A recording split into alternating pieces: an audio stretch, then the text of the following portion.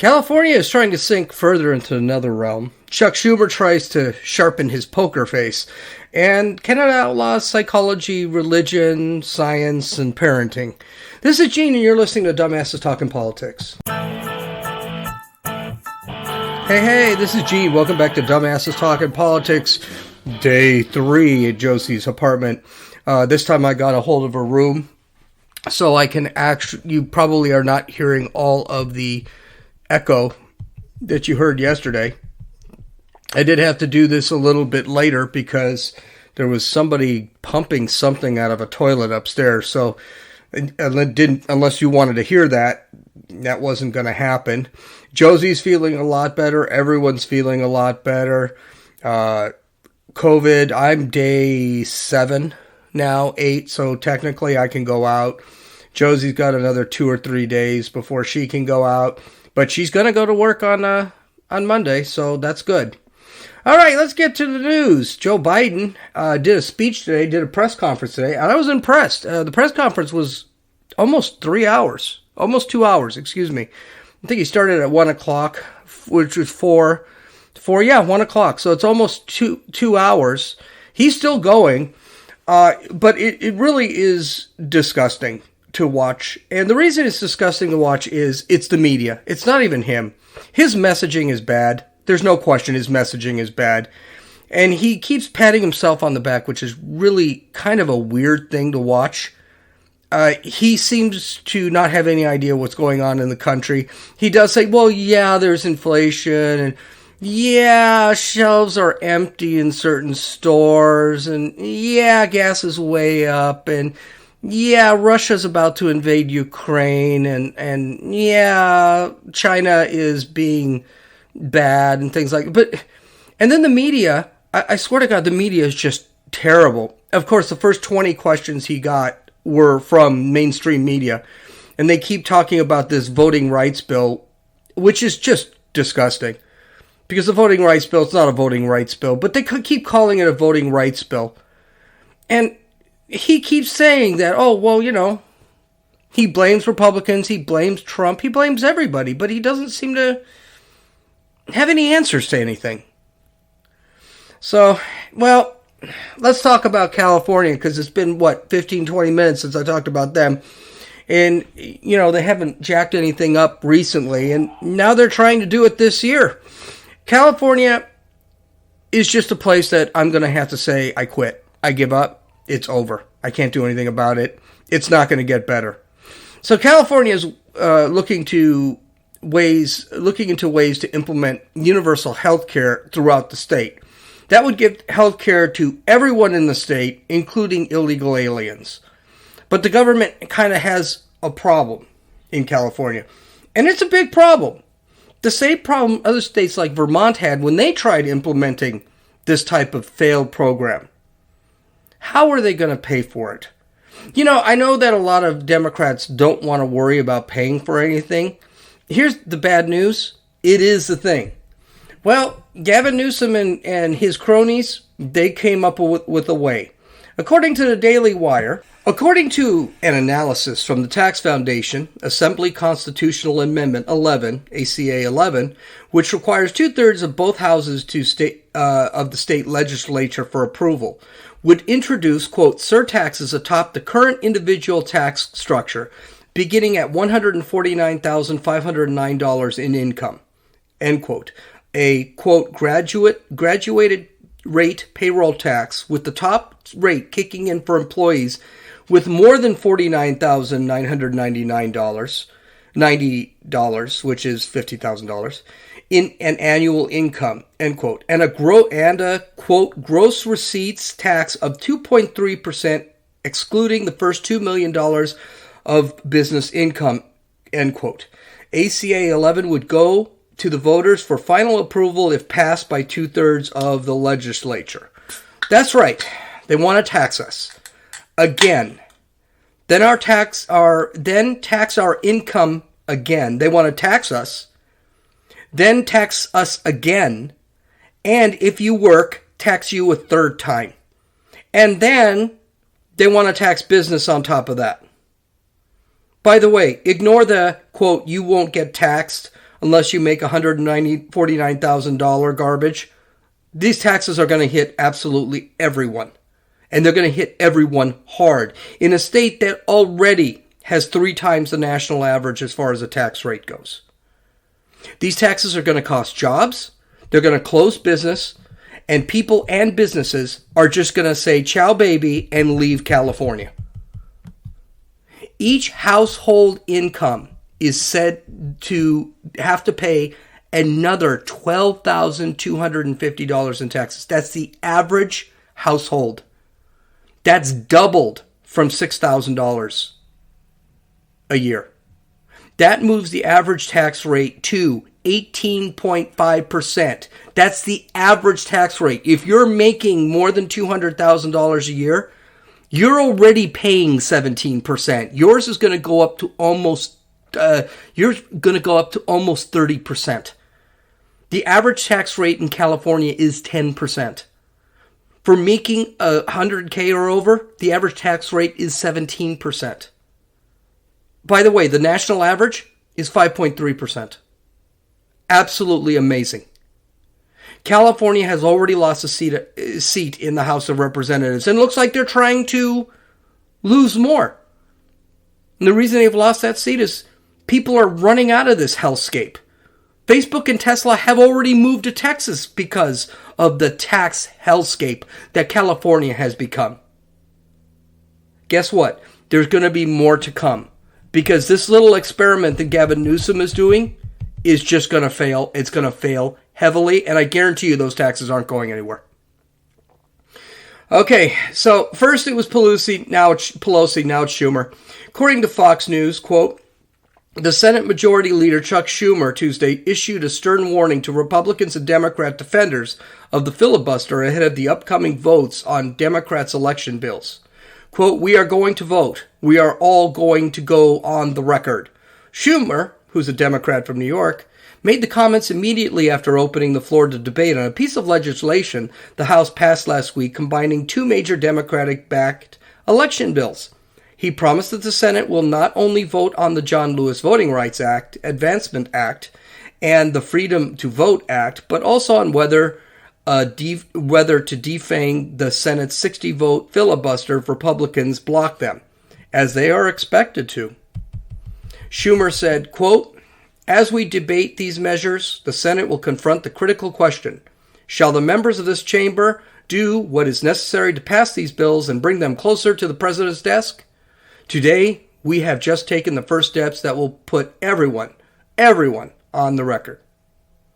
So, what's he decided to do? He's going to go ahead and vote to end the filibuster. When he knows it won't pass, there are just 2 Democrats that are against it, and actually, on the record, off the record, there are probably far more than just the 2. Kyrsten Sinema and Joe Manchin have already said they will not vote to end the filibuster. It's dead on arrival. It's not going to happen. Kyrsten Sinema and Joe Manchin are both from purple states. Joe Manchin wrote an article why he doesn't want to change the filibuster. Kyrsten Sinema stood on the Senate floor day before this past week and said, I'm not ending the filibuster. They're both on record, no, it's not going to happen. There is not one Republican, even squishes like Mitt Romney, are not going to vote to end the filibuster. Chucky said he's going to have to vote. Chucky said he was going to have this vote on January 17th. He said that 3 weeks ago. January 17th, in case you don't have it, that was 2 days ago. Nothing has changed. He doesn't have the votes. Sleepy Creepy Joe went to Congress and he was told to kick rocks by a bunch of Democrats, including Manchin and Sinema. So that's not a thing that's going to happen. Or is it? This is going to have the wrong effect that Chuck Schumer must be really bad at this. I've got a feeling that he's not going to have this vote at all. I think that's a bluff. Most people do not support ending the filibuster. Both Democrats and Republicans don't want to end the filibuster. And there are a bunch of purple state Democrats that are saying, I don't know about this. I think those senators that actually vote for the ending of the filibuster, they're going to be in big trouble in November. So either Chucky isn't very smart to run this, or he thinks he can threaten Manchin and Sinema to doing what he wants to do. Basically, I think he's throwing a Hail Mary.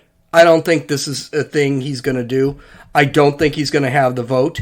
He was supposed to have the vote today. So far, zero, crickets, nada. I feel sorry for Chucky. Nancy Pelosi screwed him when she sent the Build Back Better bill and the voting rights bills to the Senate when she knew he couldn't pass them. And the reason she did that, she didn't want to deal with it anymore. She screwed Chucky. There's no question about that. She sent that and she knew it wasn't going to get through the Senate, but she figured, she threw her hands up and said, you know what, screw it. It's not my problem anymore. So far, I think it's going to be a bluff. So far, it has been a bluff. We'll have to see how that's going to work out. I got a feeling it's not. It's going to be absolutely nothing. All right. So here's something. This is a big story. This is a great story. I love this story. And it tells me that if we wanted to, we could invade Canada right now with a Cessna and 4 harpoons and control all their oil and their whales. According to the Daily Wire, and by the way, this is something we should look at, because what Canada does, it tries to come to the United States eventually. So you watch. I don't think you're going to see a lot of push on this year because of the November elections, but this is something people are going to start pushing for. According to the Daily Wire, a new Canadian law called C4 outlaws so-called conversion, quote, conversion therapy, end quote, which is defined in the law as any counseling or advising against transgender or non-binary identity or non-heterosexual sexuality, even if the young person or adult requests it. The new Canadian law, C4, bans any counseling that advocates for Christian standard that sex is reserved for one man and one woman within marriage. End quote. The Daily Wire's Morning Wire reported this weekend. Quote, it also potentially criminalizes any instruction confirming that human beings are created as wholly male or female at birth. So in other words, if your little boy comes up to you and says he's a girl or gay, that kid cannot be treated psychologically, and the parent can't say, no, you're a little boy, get over it. That's now illegal in Canada. California, it's already illegal, but in Canada. We're not talking about waterboarding these kids. That's conversion therapy. People think that, electric shock, waterboarding, starvation, things like that. That's not what it means. It means a psychologist can't tell a kid that he's probably not a girl and he should wait before he makes any serious decisions about altering his physiology. That's basically what it says. There's a book, a great book, and you should order it, and you should order a hard copy of it, because I got a feeling it's probably going to be off bookshelves soon. It's by Abigail Schreier, and it's called Irreversible Damage. It's about the societal impact that social media, the media, and education has concerning the trend of girls becoming transsexual. It does talk about some boys, but mostly it's about girls. Another impact she talks about are psychological treatments out there that are available for kids who think they're transsexual. Many children go through something called gender confusion. It's actually quite common. It's not a rare occurrence. It does happen with younger kids. It has been defined in the DSM-5. That's the psychological handbook. So it is a known pathology, and it's pretty common. Most kids in their past anyway grew out of gender confusion. But that's because psychiatrists at one point actually took a standard of wait and see. This is actually a therapy of wait and see therapy. Now, this wait and see therapy did not sometimes have the results they wanted. It wasn't conversion therapy. It was found that most kids did grow out of their trans ideas.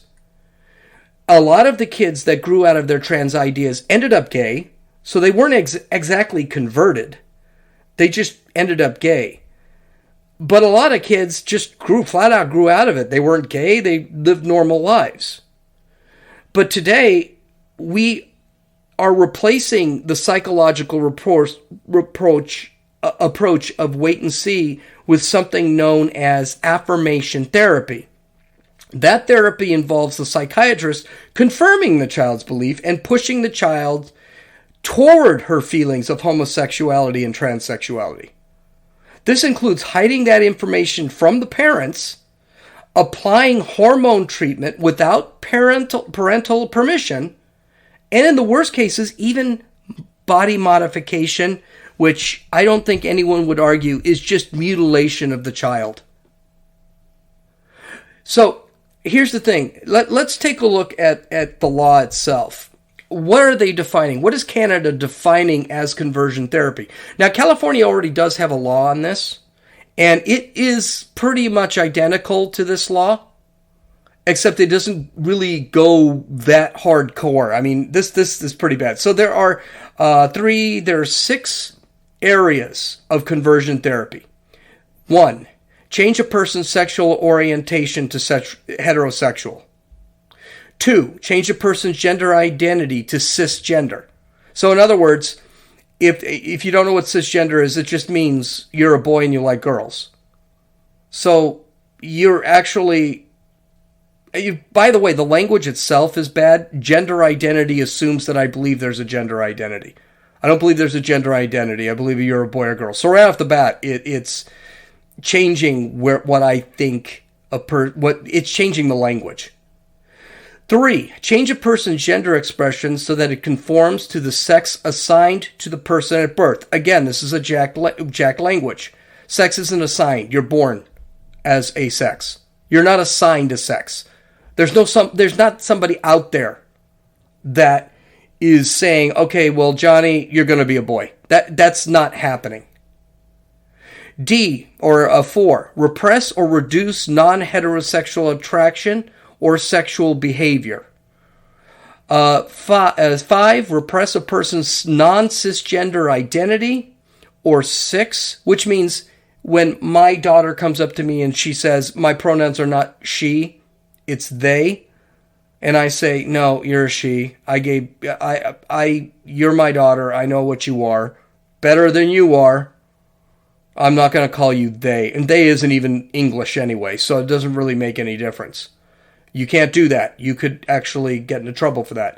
And finally, 6, repress or reduce a person's gender expression that does not conform to the sex assigned to the person at birth. All right. Now, I just read all these, and I could go over them one at a time, but I think I can, and I went over a couple of them, but I think there's one thing I can say is a problem with these definitions of conversion therapy, and I'm using air quotes here. They're pretty vague and broad. And the kicker is, that's okay to leftists. They don't care about vagueness or broadness. They like vague and broad because it opens up a wide array of convictions in the future for people who do not cooperate with them. So, for example, and this is an example, if I say that I refuse to call my daughter a he when she's a she, I can, based off this, that could be seen as conversion therapy, and I could be arrested, convicted, and go to jail. Oh, that's the other thing, by the way. Jail, the penalties. That's kind of important. People can serve 2 years for an unintentional conversion or 5 years for an intentional conversion. An unintentional conversion could be a parent saying, I'm not going to use your gender pronoun. By the way, I'm assuming that because the law is so broad, you can't tell. Now, needless to say, and I know you think you know what I think here. There are some major issues with this law. First off, parents can be convicted. Just telling their kids they're going through a phase, they're not a girl when he's a boy, not using the pronouns, that could be considered conversion. You can go to jail. It takes away the parents' right to raise their children the way they see best for them. This is something that's always tripped me out about the government. The government thinks they know how to raise my child better than I do. Here's the problem. They don't even know my child's name, much less know how to raise my child. Know my child better than I do. Parents can't go to psychologists because the psychologist is under the provision, and most psychologists won't risk jail to treat someone like this. I think you're going to see kind of a pushback there too. I think you're going to see psychologists out there. They're going to sit there and say, "No, this is a crap law. I'm going to fight this law," and they should fight this law because it's stupid. I'm sorry. There are more therapies than just. There's more therapies than just what's it called? The affirmation therapy, and we'll get to affirmation therapy in a second. That's another problem. Parents are also, this is interesting, parents are also, Canada thought of everything if parents are not allowed to go to another country.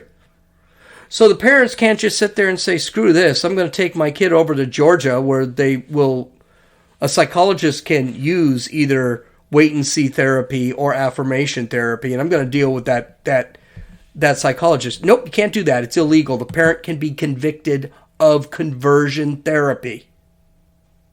Religious institutions can be convicted. Just telling the story of Sodom and Gomorrah or reading a number of biblical passages that are against homosexuality or perversion to their congregation can get them thrown in prison. That's scary. It assumes that children are mature enough to make life-changing procedures. Let's call it, and this is one of the things that Abigail Schreier talked really went in depth about. Hormone therapy is pretty permanent. It's very hard to recover from hormone therapy. And we won't even talk about mutilating the kid's body to make her look more like a him or vice versa. These are serious decisions. And even Caitlyn Jenner or Bruce Jenner, his name's Bruce Jenner, I've known him always as Bruce. Even Bruce Jenner, no, a kid shouldn't make that decision. He spent ages with psychological help before he had his sex change operation. And he knew what he was getting into. The other thing is, affirmation therapy is not done anywhere else in the psychological or medical profession. If I'm bipolar, the doctor doesn't say it's normal to be bipolar and send me on my way. Or give me drugs that makes me more bipolar. If a guy is schizophrenic and says that he hears voices in his head, the doctor doesn't sit there and tell him, "Oh, well, you're schizophrenic and those voices are actually there. You should do what they say." That's affirmation therapy. If a black child says, "I wish I was a white child," the doctor doesn't say, "Well, yeah, you should be a white child," and then start skin bleaching therapy. This just doesn't happen. And the biggest problem with this law, it goes one way. If a kid thinks he's gay, and I say no, that's a conversion. But if a kid is told he's gay, and he says, "No, I'm not," that's not considered conversion. It goes one way. It's pushing kids towards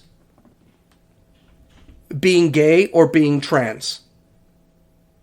So the reason I bring this up is Canada, again, is usually one step ahead of the United States, specifically California and New York. Mind you, this whole thing, this law in the United States would be unconstitutional. You can't do that. So that's a good thing. But that doesn't mean that these states are not going to try. Okay, so let's get on to our third story. There are 4 stories today. This is a big one. On Monday night, billionaire tech entrepreneur and part owner of the NBA's Golden State Warriors, Chamath Palihapitiya, he's Indian. I'm hoping I didn't butcher that too bad, but I'm sure I did, made some comments on a podcast about what he thinks about China and the Uyghurs being kept in concentration camps under Chinese rule. His comments shouldn't be surprising, but they are amazing. Listen. is one of the stronger things he did, but it's not coming up in the polls. And I think that whole Republicans interested in getting Hillary to run again is nobody cares about what's happening to the Uyghurs, okay? You bring it up because you really care, and I think that's nice that you care. The rest of us don't care. I'm just telling you a very hard... Wait, you're saying you personally don't care? I'm telling you a very hard, ugly truth, okay? Of all the things that I care about, yes, it is below my line.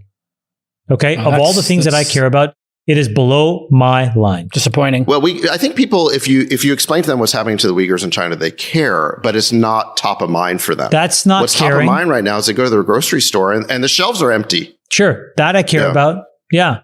I care about the fact that our economy could turn on a dime if China invades Taiwan. I care about that. I care about climate change. I care about I care about America's crippling and, decrepit healthcare infrastructure.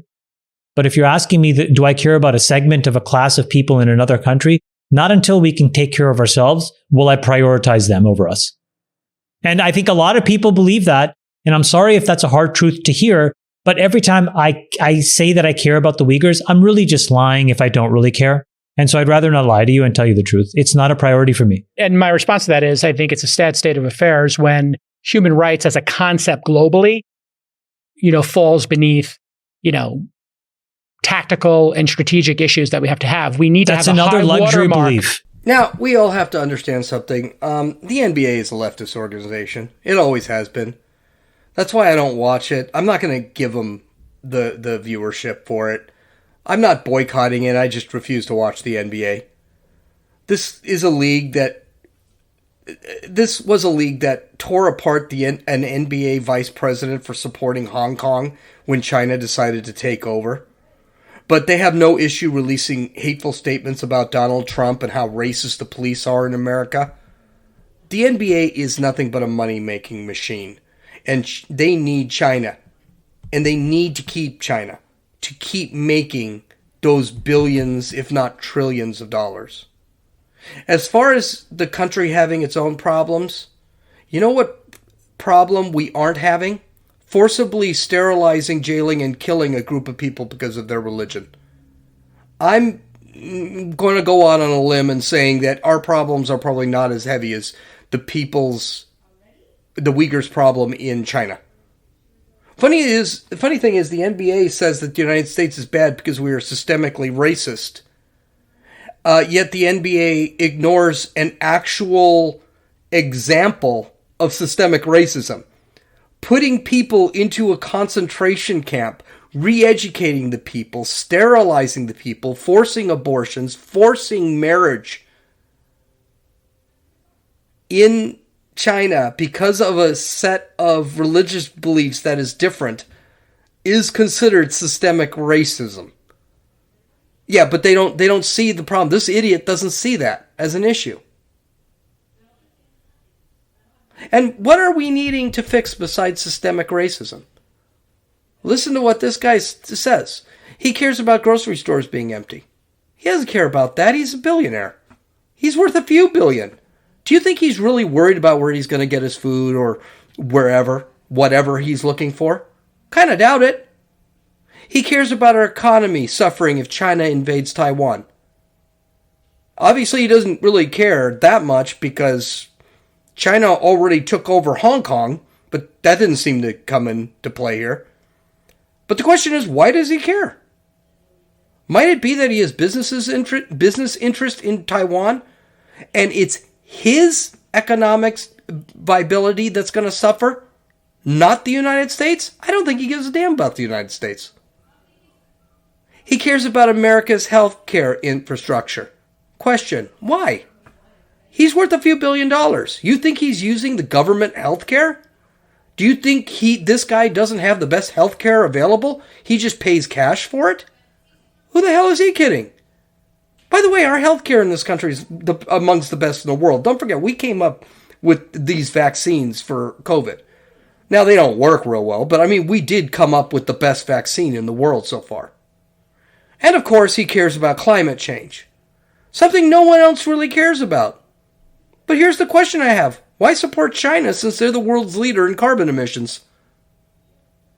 You seem kind of hypocritical to sit there and say, oh, we got to be concerned about climate change. This is something that's a big deal with him. And he's not boycotting China. China's the one that's jacking with the climate. But he doesn't seem to care about that. It's the United States that has to have zero emissions. What about China? This guy doesn't care about any of that. He only cares about money. That's the reality. He cares about making more money. That's all he cares about. Now, do I think the guy's a sociopath and a narcissist? Yes, absolutely. But I think he is at least being truthful, unlike many other CEOs who probably think the exact same thing when dealing with China. They don't care what China does, just as long as they get their money. Just as long as their companies get bigger, get richer. This is the problem in the country. Greed has replaced empathy. Greed has replaced morality. Greed has replaced the need to do the right thing, no matter what it costs. Seeing how these companies like Amazon, Apple, Nike, NBA, that's only a couple. You could throw the NFL in there now. Continue to make money because of China, and they continue not to give a damn about what China actually does. I would have asked a follow-up question to this guy. We had problems during World War II. That's one of the reasons why the United States didn't want to get into World War II. Then Japan attacked. Should we have ended the Holocaust? Fought Hitler like we did? Or should we have just let the Europeans deal with Hitler and kick Japan's ass alone? Because we could have put all our forces in Japan, eliminated Japan pretty quickly. We didn't need to fight the European war. I'd be curious what his answer would be. Needless to say, these comments were not embraced by anybody. He later released a press statement, which I got to tell you wasn't much of a press statement. He said, quote, "In re-listening to this week's podcast, I recognize that I come across as lacking empathy." No shit. "I acknowledge that entirely. As a refugee, my family fled the country with its own set of human rights issues, so that this is something that is very much part of my lived experience." This is first off, this is extremely self-centered. Extremely, I'm trying to reach out to you that, yes, I suffered too. Wah, wah, wah. He's trying to put himself into a victim class here. It's very narcissistic. And then this is the last part of the statement. "To be clear, my belief is that human rights matter, whether in China, the United States, or elsewhere, full stop." I love how he puts in a basket China and the United States. Sir, your apology is not accepted because it's not an apology. You're going to keep doing whatever you want. You don't give a damn. And I don't think you can put China and the United States in the same bucket. Sorry. China, who is disappearing people. China, who has concentration camps and gulags set up. How do you even make the comparison between the two? This man is an example of what's wrong. And by the way, I do want to point something out, because he does put China and the United States in the same deal. If he decided to go to China instead of the United States, now we know when he went to the United States, he entered the tech industry and he made billions. I mean, to the point where he's a partial owner of a basketball team. Sounds like he's done pretty well in the United States. Question, what would happen if he went to China? Could he do the same thing? Or is it more than likely, because he's probably a Hindu, he'd be stuck in a concentration camp so that he can be re-educated? Or do you think he'd become a billionaire there too? Which seems more likely? This man is an example of what's wrong with this country and corporate America. The hatred for this country and the willingness just to demonize this country but forgive everybody else, all for the sake of the mighty dollar. And that's what it comes down to. Okay, in our last one, I don't have many comments to this story. I just thought this story was really funny, and it really shows just how paranoid our country is getting. It's so stupid. but I'm going to bring it up again. Okay, so according to the Wall Street Journal, I'll just quote this. Authorities ordered some 2,000 hamsters in Hong Kong to be killed over concerns that the animals have transmitted COVID-19 to humans. One of the city's latest measures is to try to stamp out a fresh outbreak. Now, mind you, Hong Kong is now under Chinese rule, so is this really that much of a shock? Continuing with the story. Under the latest order, authorities will cull the animals at almost 36 pet shops across the city, including a store selling small animals linked to the 2 recent COVID-19 infections in the city. Now, I don't know if you've ever been to Hong Kong, but it makes New York look like farmland. People are on top of each other in Hong Kong. I'm pretty sure you don't need a hamster to catch COVID-19 in Hong Kong. I'm pretty sure just walking down the street, you'll catch it. Anyway, continuing. One of the 2 infections was an employee at the pet store, while another was a recent visitor to the store, authorities said. Now, I mean, the first thing is, okay, if the employee had COVID and the visitor visited the store, isn't it possible it wasn't the frickin' hamsters that the employee gave it to the visitor? Hey, what am I? Anyway, health chiefs said the order was being made out of prudence as there was no international evidence that pets can transmit COVID-19 to humans.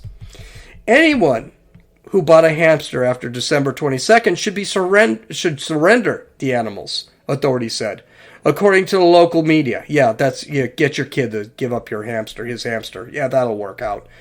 Close contacts of the people infected face 2 weeks quarantine under the city's strict quarantine rules. Friggin' China. I don't have much to say except the paranoia over this COVID thing is it's gone insane. I'm reading a great book. I'll talk about the book later, but it talks about the psychotic mass delusions that are being created today. And this is just another example of it. I mean, the book's only 100 pages. I wish I had it with me, but I don't. I did bring this up to Josie. See, we have this crappy little pug dog, and the dog runs all over the house, eats everything, and won't sit when you tell her to sit. I mean, the dog is completely untrainable. It is stupid.